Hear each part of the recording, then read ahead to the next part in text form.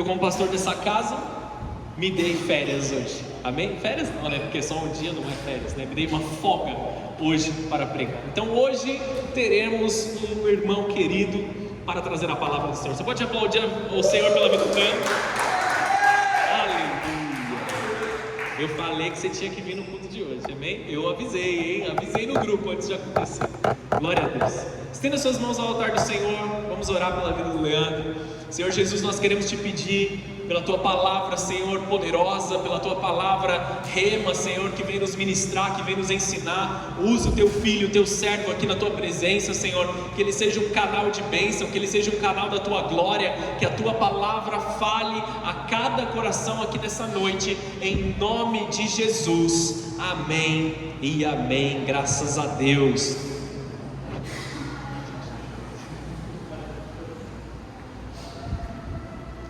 Glória a Deus. Vocês estão bem, meus irmãos? Vocês estão satisfeitos em Jesus? Amém. Vamos nessa. A palavra do ano fala sobre um ano de discípulos, né? E os discípulos, eles, de acordo com aquilo que o versículo do ano também fala, né? São aqueles que fariam obras maiores, né? E para a gente fazer obras maiores, a gente precisa se colocar como disponível e disposto também. A gente sempre fala sobre as promessas que Deus tem para as nossas vidas, né? E cabe a nós vivê-las se a gente se posicionar. A gente sempre fala isso, do quanto às vezes a gente não é corajoso o suficiente, não é forte o suficiente, né? não é ousado o suficiente para vivê-las. E de fato, para que a gente possa viver essas promessas, né? Tudo aquilo que de mais maravilhoso que o Senhor sonhou para as nossas vidas, a gente precisa fazer a nossa parte, porque Deus, ele já fez a dele, né? Quando ele entregou Jesus na cruz. E Ele está sempre disposto a fazer tudo mais que é necessário para que a gente viva essas coisas, para que a gente viva realmente uma vida de plenitude diante da presença de Deus. Então, eis-me aqui. Bom, a palavra de domingo, o pastor falou um pouco a respeito dos tesouros, né, que são colocados em vasos de barro. E a importância de nós reconhecermos o quão frágeis nós somos, sem a presença de Deus habitando em nós, né? Então, se eu pudesse dar um título para a palavra de hoje, seria: os fortes e corajosos obras maiores farão, os autossuficientes não. Amém? Vamos falar um pouquinho sobre isso. Aí eu queria ler esse versículo aqui que nós temos tido como a palavra do ano, que está assim em João 14, do 12 ao 14, e depois a gente vai conversar um pouquinho. Vou ler esse versículo aqui, João 14, do 12 ao 14.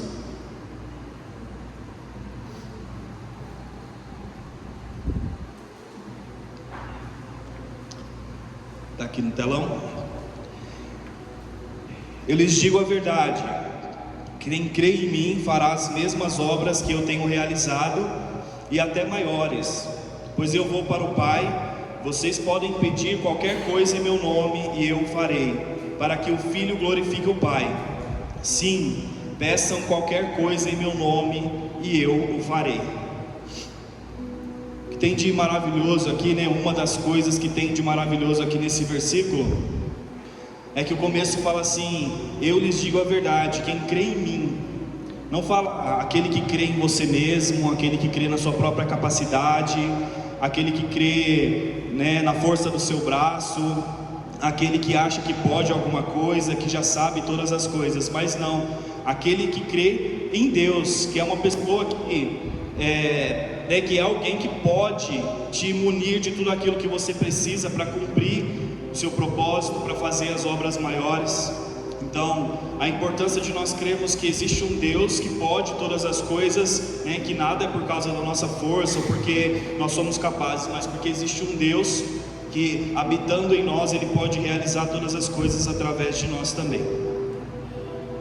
E quando a gente olha para a sociedade, né, para os tempos que a gente tem vivido, a gente vê que realmente a gente vive um tempo em que a autossuficiência ela tem marcado, né, a nossa geração, seja por o quão intelectual uma pessoa é, seja por quão de repente o poder aquisitivo que ela tem, seja pela posição que ela ocupa de influência, né, na sociedade, de repente o cargo na sua empresa, seja lá qual for, né, o motivo que faz com que as pessoas se acham mesmo autossuficientes. E ontem na célula a gente falou um pouco a respeito de como, né, em meio a tantas situações da nossa vida, doença, crise, dificuldades, a gente tem uma tendência grande de olhar para essas coisas e esquecermos, né, que o que de fato importa são as coisas eternas e que existe algo maior esperando por nós depois dessa vida, né, que é a eternidade. E nós de fato somos peregrinos andantes por essa terra. A gente não vai ficar aqui para sempre, né? A gente tem um período para andar por aqui. E a gente precisa viver essa vida terrena da melhor maneira possível, sempre tentando voltar os nossos olhos para aquilo que é eterno, deixar aquilo que é humano de lado, né? As dores, as crises, as doenças, e a gente precisa constantemente tentar trazer isso para a nossa memória, para que a gente não viva uma vida desanimado, achando, né, que tudo dá errado só para mim, ou alguma coisa do tipo. Mas mesmo passando por essas tribulações, por essas coisas, né, a palavra diz que nada disso se compara com a glória do que será revelada para nós, a eternidade em que Cristo nos prometeu, amém? Ele não nos prometeu uma vida sem dificuldades nessa terra, mas Ele nos prometeu que depois, no fim de tudo, existiria, né, um lugar onde não existe morte, nem choro, nem dor, né? Então a gente precisa focar os nossos olhos nessas coisas. E uma coisa que a gente pode ter certeza é que o Senhor é um Senhor, né, é um Deus que honra as suas alianças e as suas promessas para a nossa vida. Então, né, aquilo que Ele prometeu na sua palavra, nós precisamos ter a certeza de que de fato nós iremos viver. Grandes missões requerem grandes níveis de coragem, grandes níveis de ousadia e grandes níveis de humilhação também diante da presença de Deus, porque isso é o que de fato vai fazer com que nós alcancemos aquilo que nós precisamos alcançar. Todos aqueles da palavra, né, quando a gente vê no decorrer da palavra, as pessoas ali que Deus comissionou para uma missão, são pessoas que num primeiro momento não foram pessoas que acharam que seriam capazes de fazer, né? Elas falaram, não, deixa comigo, eu sei de tudo, eu posso, eu sou capaz, eu tenho a força e eu vou. São pessoas que num primeiro momento elas talvez tenham titubeado ali, né? Falado, eu não sei, eu não consigo, eu não sei falar direito, quem sou eu para, né, cumprir essa missão? E então, pelo contrário daquilo que a gente pensa, foram aqueles que reconheceram a sua pequenez diante dessa missão, diante da presença e da grandeza de Deus, que conseguiram realizar aquilo que o Senhor tinha para a vida delas. E muitos de nós, por causa dessa cultura distorcida que nós vivemos nos dias de hoje, a gente tem deixado mesmo de encarar as missões que o Senhor coloca nas nossas mãos, porque talvez a gente ache que, sei lá, algo que eu não vou conseguir fazer, porque humanamente eu não posso e tá tudo bem, mas, né, a partir do momento em que eu não considero que existe um Deus que pode fazer aquilo através de mim, se eu me colocar como disponível, a gente está num lugar de perigo, né? Então, será que nós de fato cremos e seguimos um Deus que pode todas as coisas, diante das missões que o Senhor tem dado para as nossas vidas? É uma pergunta para a gente se colocar. Por quê? O versículo desse ano, né, a palavra desse ano fala que nós faríamos obras iguais ou maiores do que as que Jesus realizou nessa terra. Mas o que são essas obras maiores ou iguais às que Jesus realizou nessa terra? Vocês já pararam para pensar o que isso significa na sua caminhada com Cristo como individual? Eu não sei se é muita ousadia falar que eu sei a missão que Deus me deu, né? Eu tenho uma ideia do propósito que Ele tem para a minha vida, a chamada que Ele tem para mim, mas diante de todas essas coisas, né, olhando para todos os grandes feitos que Jesus realizou durante os seus 3 anos de caminhada, mais ou menos, né, digamos assim, o seu ministério aqui na terra, né, que ele realmente de fato cumpriu o seu ministério, digamos. Se a gente olhar para esse tempo e aquilo que ele fez, como nós podemos olhar para a nossa vida e pensar que nós temos obras maiores ou iguais às de Cristo para fazer? Porque quando a gente pensa em obras maiores, a gente já pensa nas coisas estrondosas que Jesus fez, né? As curas, as libertações, enfim. Mas vocês já pensaram que a gente pode fazer uma obra maior do que a de Jesus, mesmo em coisas que sejam talvez simples aos nossos olhos, né? Nos momentos ordinários da nossa vida, do nosso dia a dia? Porque eu vou chegar nessa parte depois, mas eu já estou meio que me adiantando aqui, perdendo o esboço, e está tudo bem.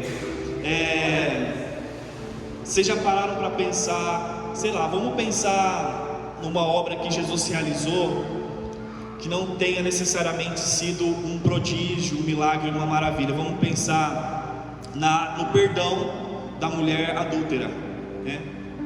A misericórdia que Jesus exerceu sobre a vida daquela mulher. A gente pode pensar que isso é uma obra extraordinária? Talvez não pareça aos nossos olhos, né? Mas se Jesus caminhou por um período nessa terra, curto, digamos, vamos pensar uns 3 anos de ministério, vai. E ele conseguiu exercer misericórdia sobre essa vida.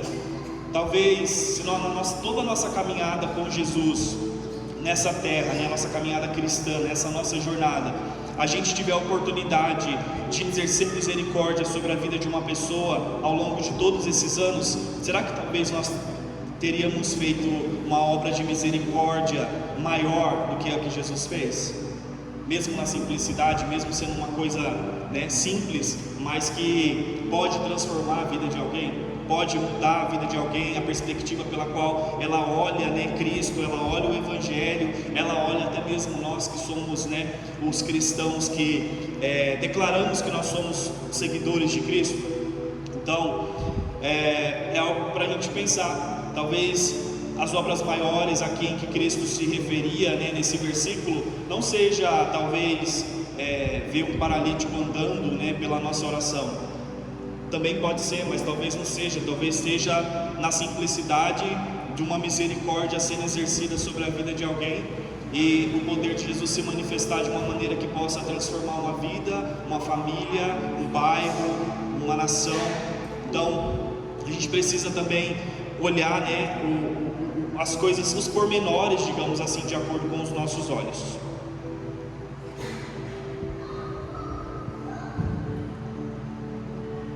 Eu queria ler mais uma vez isso daqui, esse versículo de João, e a gente vai fazer uma oração, amém? 14, do 12 ao 14.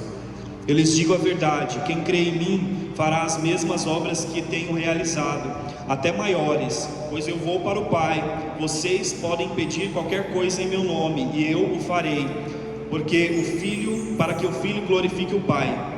Sim, peçam qualquer coisa em meu nome, e eu o farei.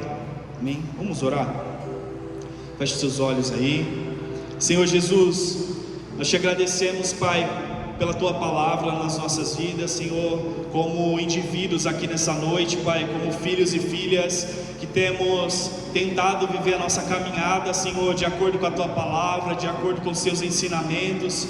Então nessa noite, Jesus, eu oro para que nós sejamos, Senhor, praticantes, Pai, para que nós sejamos bons ouvintes dessa palavra, Senhor Jesus, para que nós entendamos nessa noite que as obras maiores, Senhor, elas têm muitas facetas, elas têm muitos exemplos diferentes na nossa caminhada, Pai, para cada vida aqui como individual, nas suas rotinas, Pai, nas suas realidades, nos seus lares, para que nós, Pai, acima de todas as coisas, entendamos nessa noite que não é por aquilo que nós temos, por aquilo que nós podemos oferecer, Pai, pela nossa autossuficiência, mas Senhor, pelo um passo de ousadia, por um passo, Senhor, de coragem na Tua presença, entendendo que o Senhor é aquele que provê toda a ousadia, Pai, todas as ferramentas necessárias para que a gente realize as obras maiores que o Senhor deixou ali como promessa na Sua palavra.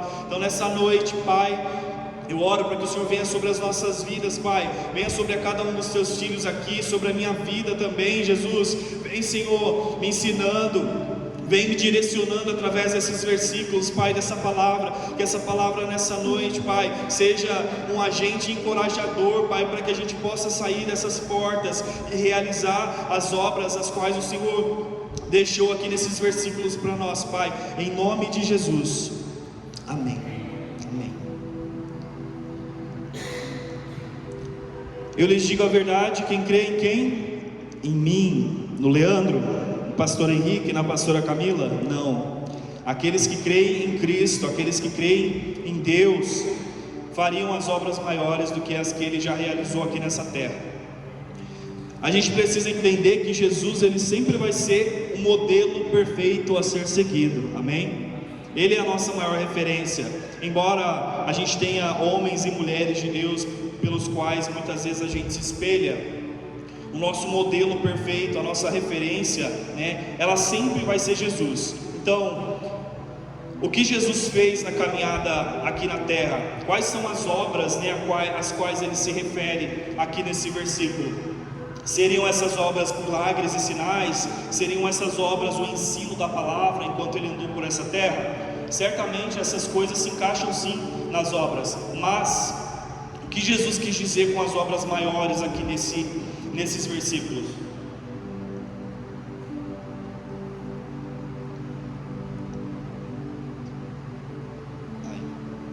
Vai dar certo.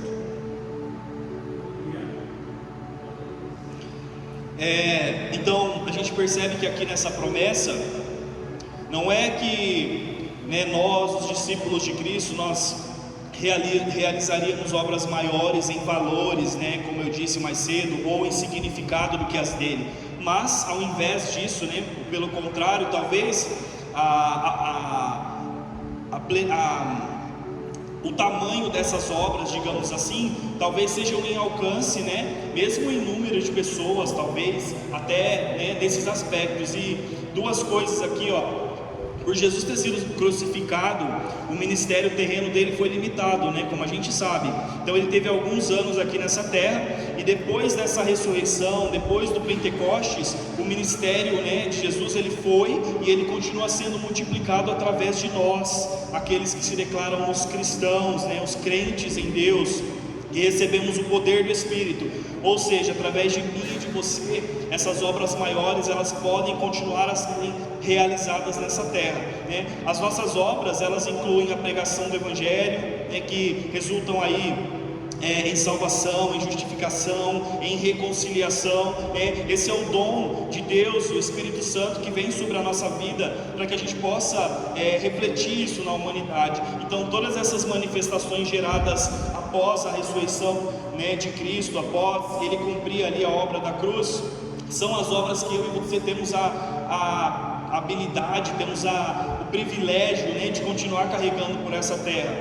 E quando a gente olha ali para João 5, 19 e 21, a gente vê que Jesus, ele tinha terminado de curar aquele paralítico ali no tanque, né? Todo mundo conhece essa história de que o anjo vinha, remexia as águas e a pessoa entrava ali. Uma história também que a gente pode aprender muitas lições, mas eu queria ler os versículos um pouco depois disso, que é João 5, do 19 até o 21.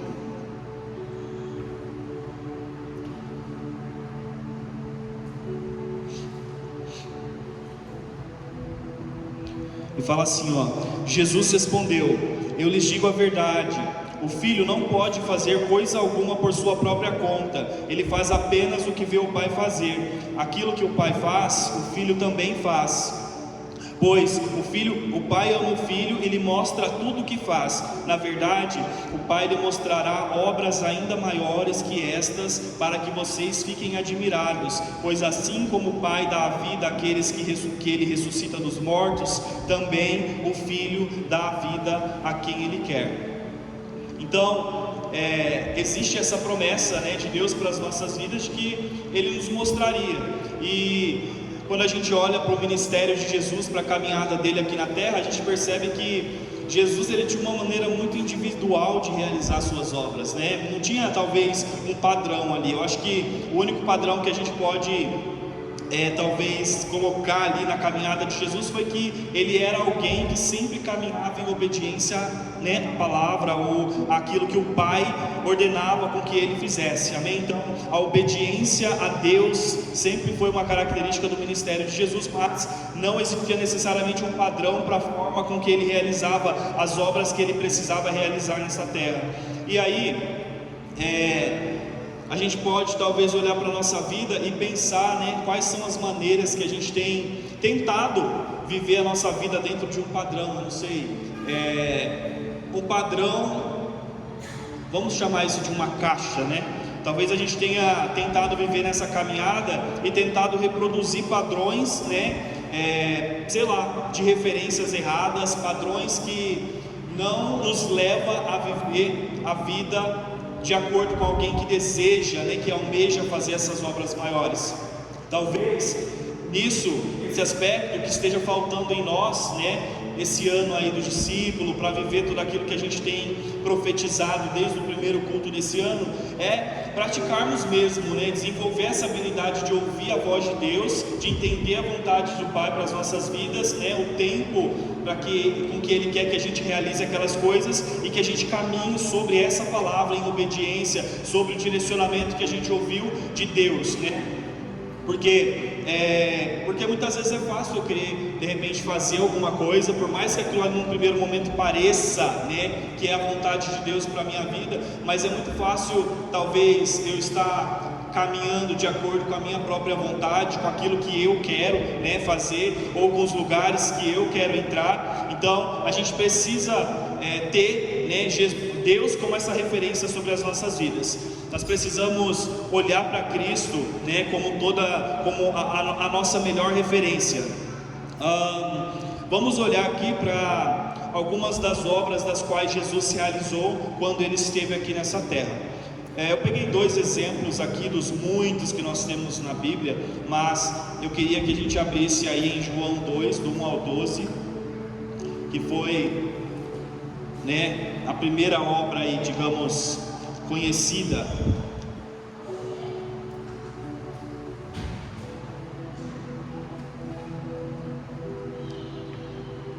Que é sobre as bodas de Caná. João 2, do 1 ao 12 diz assim: 3 dias depois, houve uma festa de casamento no povoado de Caná da Galileia. A mãe de Jesus estava ali, e Jesus e seus discípulos também foram convidados para a celebração.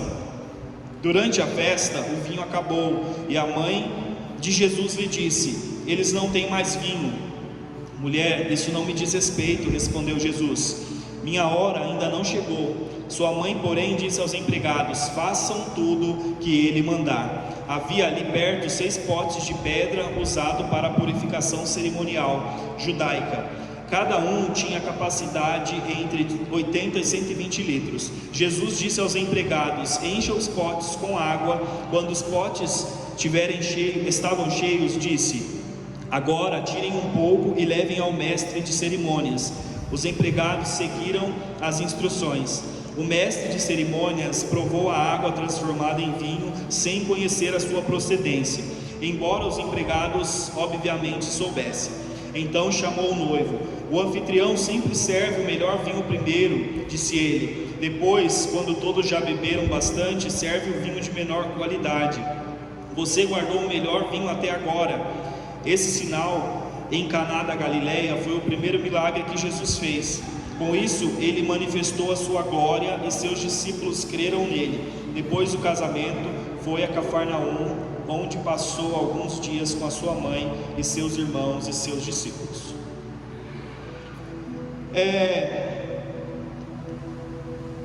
Quem de nós aqui talvez, né, queira ir para uma festa, que talvez falte alguma coisa, ore e aquela coisa volte a aparecer ali, né, e ser suprida da maneira com que aquelas pessoas precisam. Talvez não vinho, né, mas talvez uma comidinha. que é o que a gente gosta, né? Está acostumado. De repente faltou alguma coisa, calculamos errado a nossa comunhão, vai faltar comida, vamos fazer uma oração para Deus prover? Quantos de nós não queríamos, né, talvez viver uma experiência dessa, e sabendo que Jesus pode realizar? Mas vamos olhar para aquela situação ali. O que foi a provisão, né, de acordo com a transformação de Jesus ali? Vinho, né? E assim, eu nem preciso dizer o significado de Jesus, mas, né, a gente sabe que o significado de vinho, perdão, o vinho ali significa alegria, né, comunhão, né, a presença divina. O vinho significava muitas coisas para aquela festa, para aquele casal, para aqueles convidados. E vocês percebem que, né, aquilo que Jesus gerou naquele lugar foi, talvez não, com toda certeza, uma coisa que modificou totalmente o rumo daquela festa, o rumo daquele casamento, o rumo, né, da celebração que aqueles convidados estavam tendo ali nessa noite. E a gente pode aprender muitas lições com essa passagem, né? Uma é a habilidade que nós temos de gerar alegria em um lugar, né? Por nós mesmos, não porque nós somos legais, engraçados, bonitos, enfim, mas porque quando a gente entra num lugar carregando a presença de Deus, ela precisa causar um impacto ali, realmente trazendo alegria, trazendo transformação, trazendo, né, uma mudança no rumo, talvez, das situações que estão acontecendo ali, seja lá um casamento que está indo pelas ruínas, né, seja uma família que está sendo destruída, uma situação de doença, seja uma situação, né, de dificuldade financeira, como a gente falou aqui, a capacidade que nós temos de entrar nesse ambiente, né, através do poder de Jesus e gerar algo, né, que transforme aquele lugar, que transforme o rumo das coisas. Vamos dar uma olhada para aquilo que aconteceu ali naquele lugar. Nessa passagem aqui, né, o que a gente pode aprender? Que a gente precisa convidar Jesus para a nossa casa, para o nosso lar, para o nosso casamento, né? Talvez não só para o seu casamento, né, homem e mulher, mas assim, para tudo aquilo que tange o seu lar, a sua casa, a sua família. Jesus, ele precisa ser uma parte da rotina familiar, né, da nossa vida, da nossa caminhada, para que realmente quando faltar o vinho ali, o vinho da paz, o vinho do bom diálogo entre você e o seu marido, né? O vinho, do entendimento entre a sua família para resolver uma situação. Jesus, ele pode ali ser aquele que vai, né, conectar todas as peças para que aquilo continue ou comece a fazer sentido, né? A gente vê que aqui nessa passagem existiu a intercessão da mãe de Jesus, né, por aquela situação, aquelas pessoas que estavam vivendo ali. Então ela percebe uma necessidade, né, que o vinho tinha acabado, e ela vai até Jesus ali, né, como uma intercessora, pedindo para que ele se envolvesse naquela situação e resolvesse aquela questão. Então é uma lição que a gente pode aprender para as nossas vidas também. A obediência, né, quando ali ela pede para que eles façam tudo exatamente como Jesus mandar, e foi a obediência daquelas pessoas que estavam ali trabalhando, que foi um agente que contribuiu para que o milagre pudesse acontecer naquela festa. O tempo certo das coisas, né? Jesus, ele opera aquele milagre ali no tempo oportuno, né? No começo ele fala assim: ainda não é chegado o meu tempo. Algumas versões falam: mulher, o que tenho eu contigo, se eu não estiver enganado. E às vezes a gente olha para isso, né, e a gente acha que Jesus talvez tenha sido rude ali com a mãe, né? Que ele tenha sido realmente desrespeitoso ou mal educado, mas não, né? Jesus, ele sabe exatamente o tempo perfeito para realizar todas as coisas. Então, se ele entendeu que ainda não era o tempo, né, é porque ainda precisava ser esperado um pouquinho mais para que ele pudesse entrar em ação.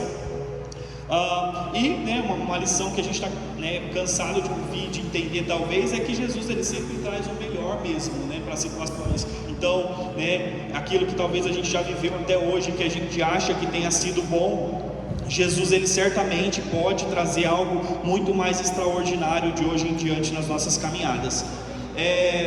Vamos voltar aqui para a palavra do ano, e entendam que quando eu falo alguma coisa aqui, né, o primeiro ouvido que está ouvindo é o meu, que está mais perto aqui desse microfone.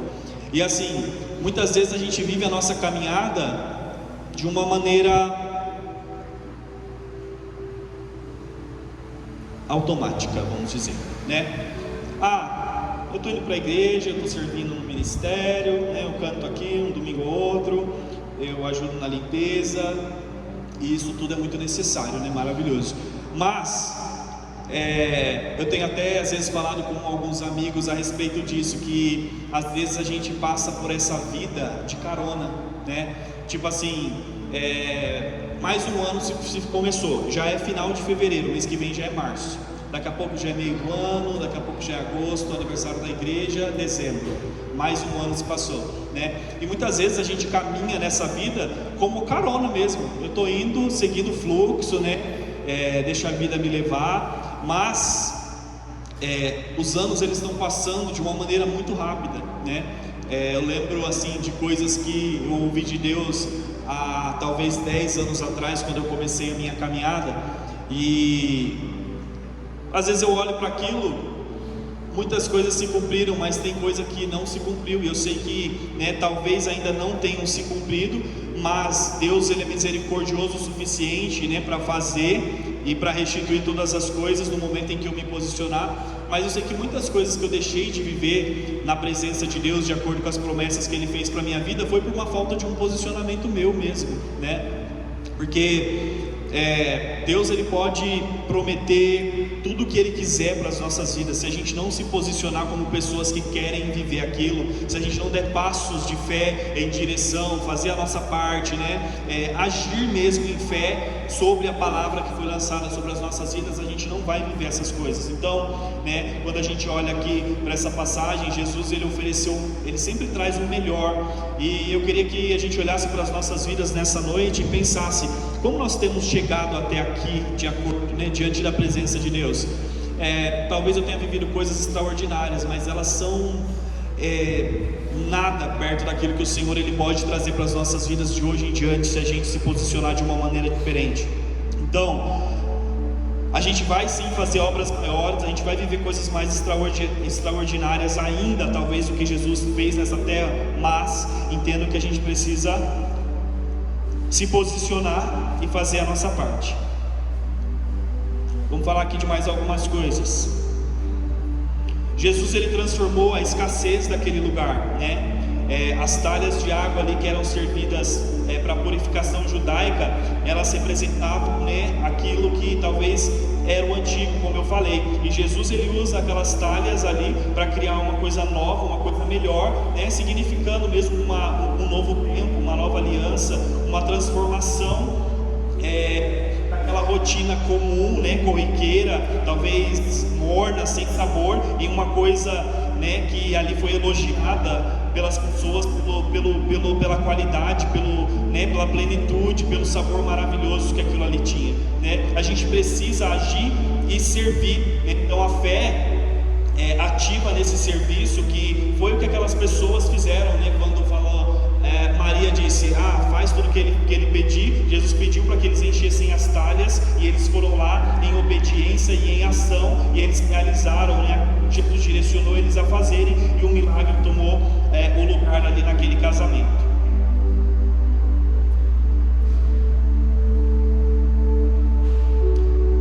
Eu queria que você abrisse a sua Bíblia em João 8, do 1 ao 11. Eu já até falei um pouco disso, eu me adiantei, né? Adiantei aqui um pouquinho do esboço, mas João 8, do 1 ao 11, que fala a respeito da misericórdia de Jesus exercida sobre aquela mulher.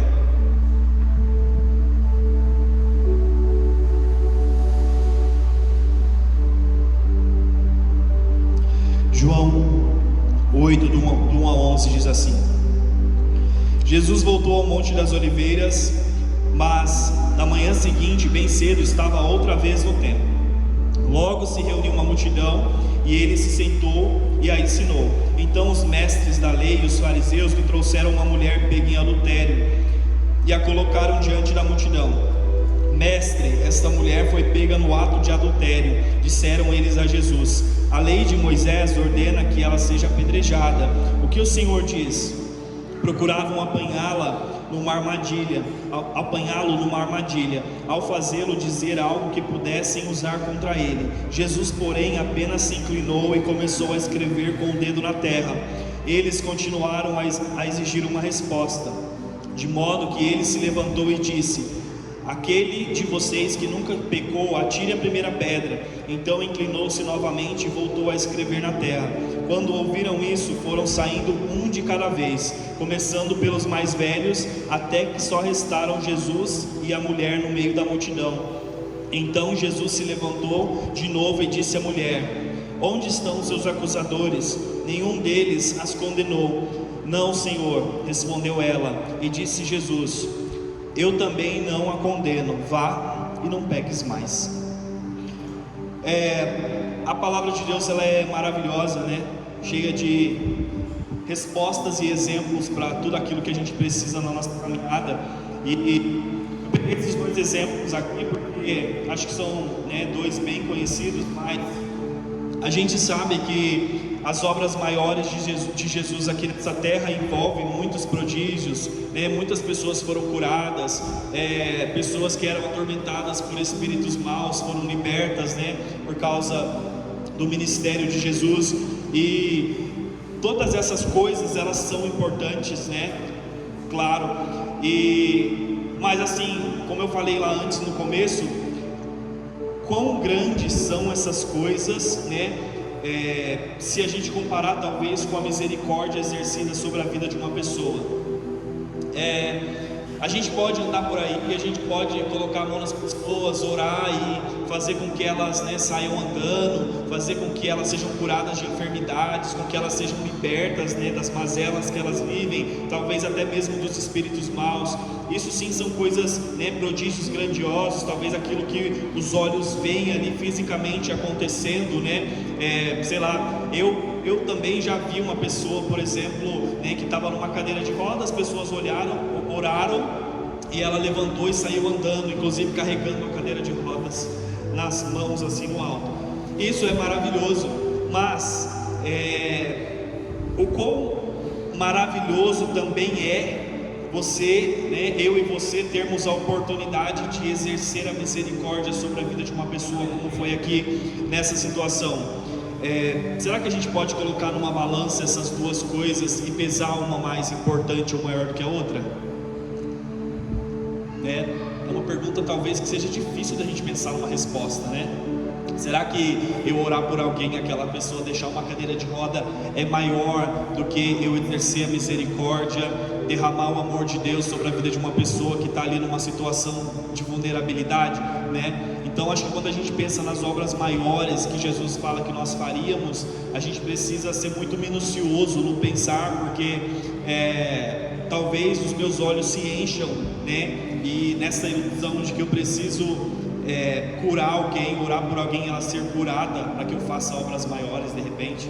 Mas, né, o quão impactante o amor de Jesus, a misericórdia de Jesus, né, sendo derramada sobre a vida de uma pessoa pode ser, como eu falei lá no começo, não só sobre aquela pessoa como indivíduo, mas sobre a sua casa, o seu casamento, a sua família, o seu bairro, a sua cidade, né? Talvez aquela pessoa ali que você exerceu misericórdia vai ser como uma mulher samaritana, né? Que parecia uma conversa simples ali, mas que por causa da forma com que Jesus agiu naquela situação e tratou aquela mulher, ela foi e espalhou o evangelho, né, para um povoado todo, levou ali as boas novas de Jesus.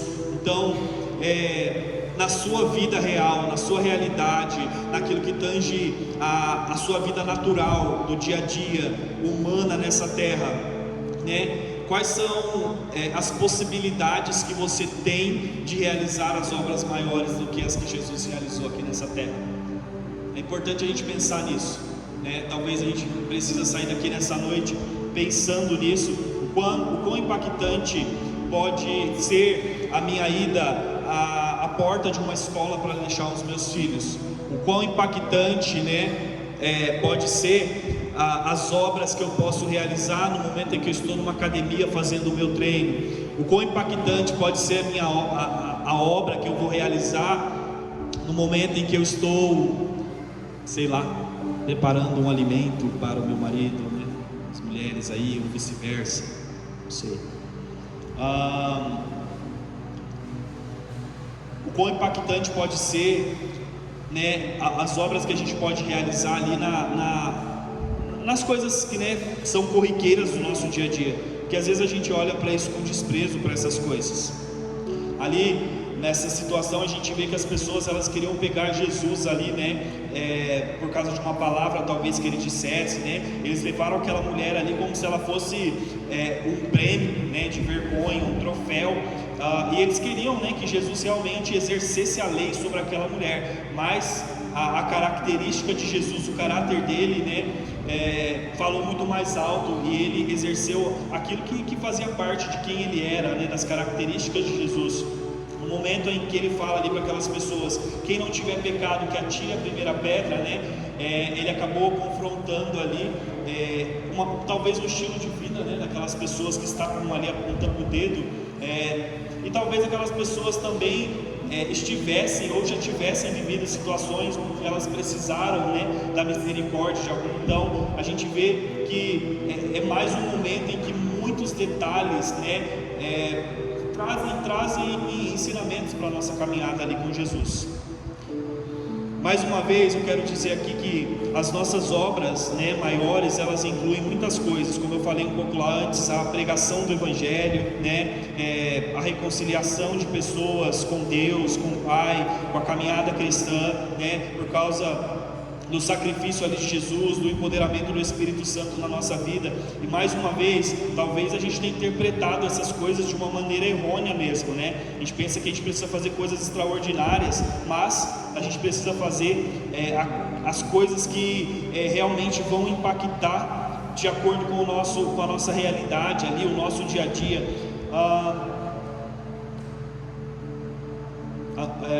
A nossa realidade e o nosso dia a dia. Uma frase que eu acho que o pastor falou, e eu anotei, a nossa postura determina a derrota ou a vitória na batalha. E realmente a gente precisa olhar para a forma com que a gente, né, enfrenta aí a nossa jornada. Eu queria talvez que a gente pensasse um pouquinho em um exemplo que a gente usa também o tempo todo ali, que a primeira postura dele não foi uma coisa muito boa, mas, né, depois de uma situação ele aprendeu como fazer, né, e isso mudou ali o rumo também da caminhada que ele tinha. Eu queria que você abrisse em 2 Samuel 6, do 1 ao 7. Esse é um ano de discípulos, né, e discipuladores, então eu creio que nós precisamos estar perto o suficiente de Deus para saber o que agrada a Ele, né, e a maneira e o tempo no qual a gente deve fazer e realizar aquilo que o Senhor quer que a gente realize.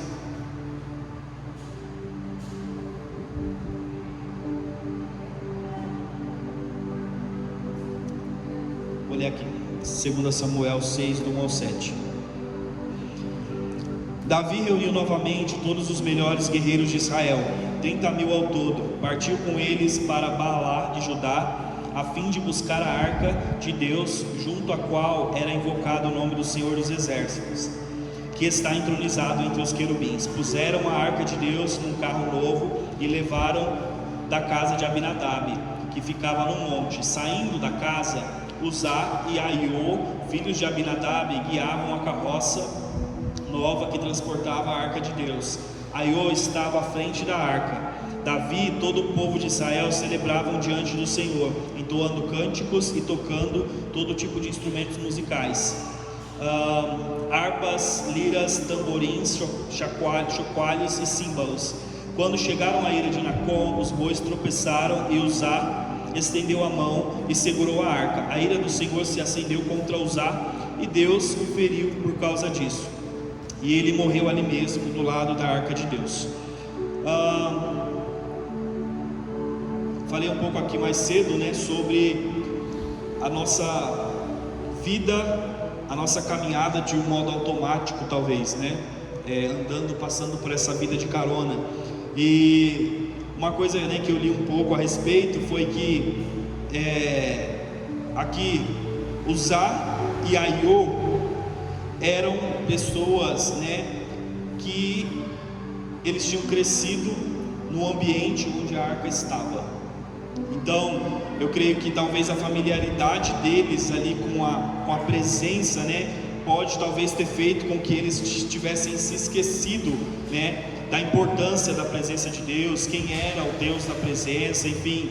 E eu acho que isso se conecta muito com a nossa caminhada, porque né, talvez a gente tenha vivido num lugar de tanta familiaridade com a presença de Deus, que a gente de fato não tenha vivido, né, a plenitude daquilo que Deus tem para as nossas vidas por causa disso, né? Talvez os meus, sei lá, a minha meia hora de manhã, né, que eu tiro para ler a minha Bíblia, para talvez fazer o meu devocional, fazer uma oração, talvez aquilo ali já tenha se tornado uma coisa tão automática na minha vida, né? Talvez eu já tenha estado tão familiar com aquilo, que talvez aquilo nem esteja mais surtindo o efeito que aquilo precisava surtir na minha vida, né? Talvez aquilo ali está tão automático, aquilo ali está tão morno, digamos assim, que eu não tenho permitido com que o Senhor Ele trabalhe algo na minha vida que precisa ser trabalhado, porque eu estou tão acostumado com aquilo, eu estou fazendo todos os dias, talvez eu estou fazendo porque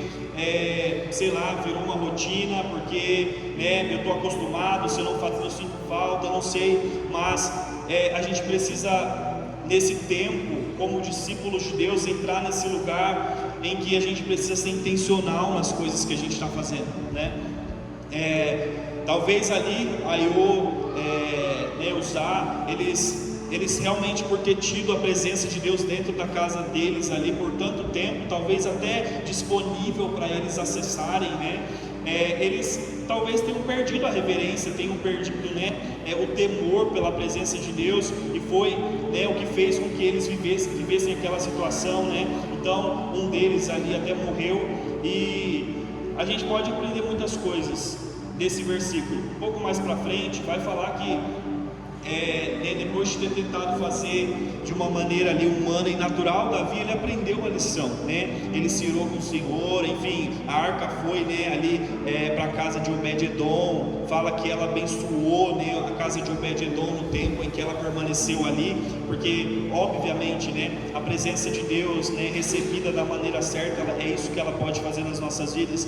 E então, segundo Samuel 6, do 12 ao 15, eu vou ler bem rapidinho aqui, mas ela mostra um contraste dessa história, né? Disseram ao rei Davi: o Senhor tem abençoado a família de Obed-edom e tudo o que possui por causa da arca de Deus.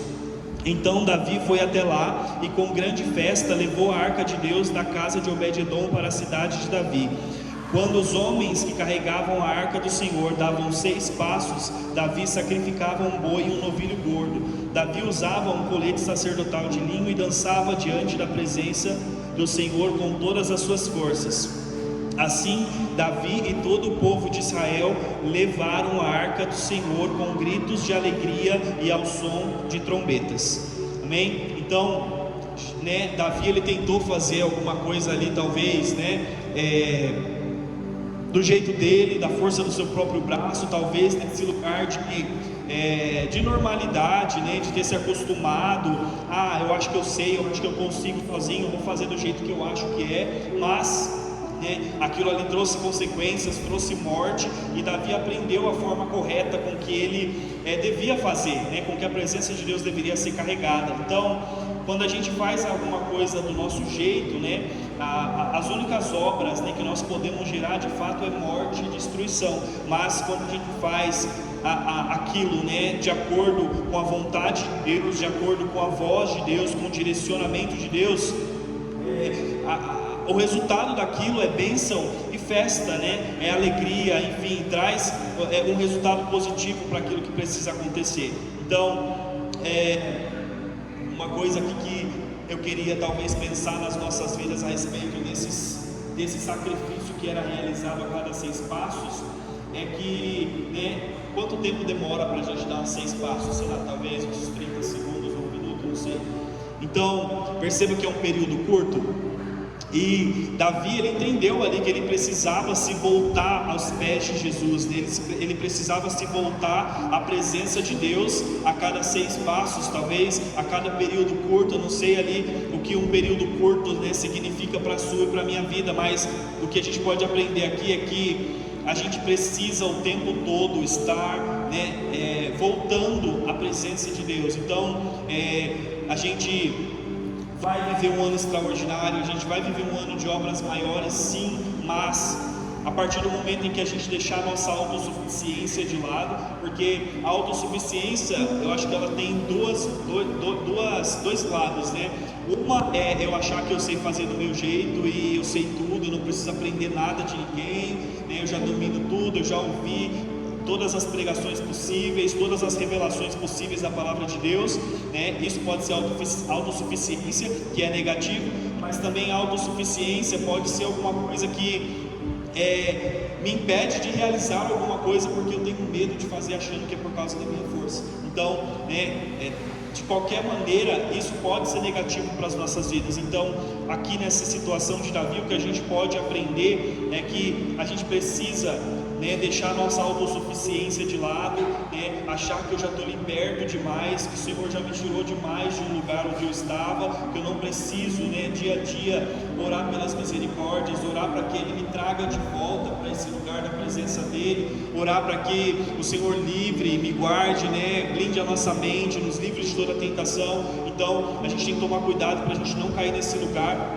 e a gente tem que aprender aqui com Davi que a única coisa que vai fazer com que realmente os propósitos de Deus se realizem na nossa vida, né, que a presença de Deus ela seja carregada dentro de nós, os vasos, né, de barro, é o fato de nós estarmos diariamente ou, né, até muitas mais vezes por dia aí, nos sacrificando na presença de Deus, algo para Ele, entregando as nossas dificuldades, as nossas fraquezas, os nossos espinhos da carne, como a gente falou ontem na célula também, né? Deus, eu não consigo fazer isso, mas eu sei que o Senhor é um Deus que pode todas as coisas, então me mostra o caminho, me ensina, né? Tira de mim a autossuficiência, tira de mim o achar que eu posso qualquer coisa, ou que eu carrego algo de bom para oferecer para as pessoas, além da Tua presença. Então, era essa palavra que eu queria compartilhar com você nessa noite. Uma coisa que o pastor falou, que eu queria ler aqui só para a gente encerrar, é que o Senhor, Ele vai colocar, né, Ele vai continuar a colocar pessoas para que sejam discipuladas por nós nessa estação. Pessoas para as quais nós iremos transferir aquilo que o Senhor já colocou em nós, né, aquilo que nós aprendemos e que nós precisamos ensinar para alguém, né? E para isso a gente vai precisar de coragem, a gente vai precisar de força, a gente vai precisar de ousadia, né? E mais importante de todas essas coisas, a gente vai precisar ouvir a voz de Deus e obedecer o direcionamento, né, por onde a gente precisa caminhar em direção a sermos agentes discipuladores nessa terra mesmo, né? Seja lá, né, como eu falei, o quão abrangente isso signifique na sua vida. Eu tenho compartilhado um pouco com o pastor a respeito de um aluno que eu tenho, e ele é católico, né? Mas toda aula agora, ele falou que nos últimos 10 minutos das 2 aulas que eu tenho com ele, ele quer que a gente tire para conversar sobre a palavra de Deus. Então, né, o que significa ser um agente discipulador para nós nessa estação? Talvez seja ali na minha mesa, né, na minha sala de aula, onde não tem ninguém vendo, é só eu e o Célio ali, né? A gente conversa um pouquinho da Bíblia, às vezes eu compartilho o que eu vi no meu devocional, ou né, a gente lê um versículo ali. Inclusive o primeiro versículo que a gente falou foi sobre o ser forte e corajoso. E sabe o que é mais incrível de tudo isso?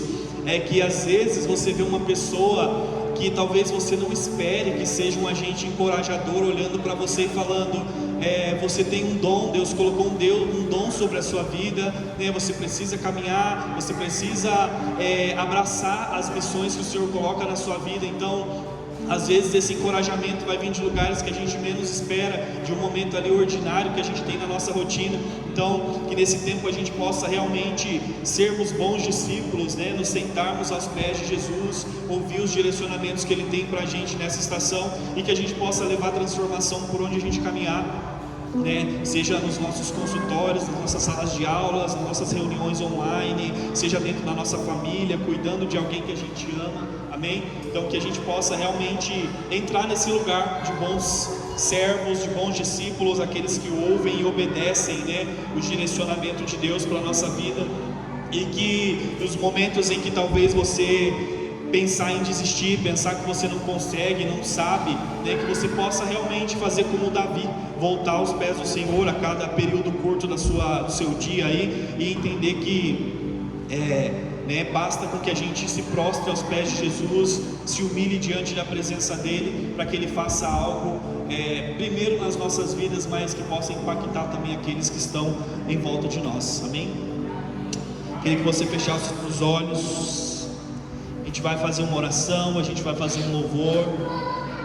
A gente não vai orar por você, por cada pessoa, mas a gente vai fazer uma oração aqui para que Deus venha sobre as nossas vidas nessa estação com poder, com autoridade, com capacitação, com tudo aquilo que realmente só pode ser gerado em nós por causa do Senhor, amém?